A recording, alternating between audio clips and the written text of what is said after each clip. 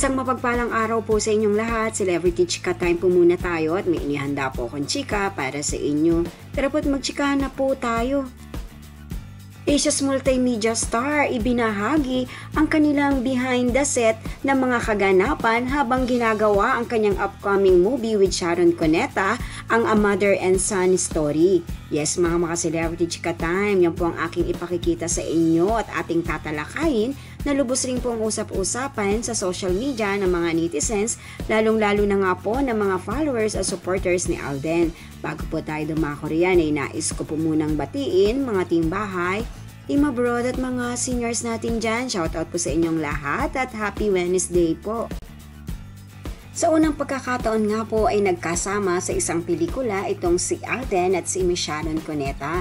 Kung kaya naman po lahat ay super excited na mapanood ang kanilang upcoming movie na pinaka-entry na rin po sa Metro Manila Film Festival sa darating na Disyembre. At sa mga pasilip nga po sa mga ibang eksena na ginawa po ni Alden at ni Miss Sharon Cuneta ay mukhang patok na patok po ito sa takilya dahil na rin po sa kakaibang story ng kanilang concept sa kanilang movie. And of course, ang ating pong opa na si Alden Richards, tunay naman nga pong pagdating sa mga heavy drama ay kanyang caring-carry. Alam naman po natin kung gaano kahusay at kagaling si Alden sa porte po na yan.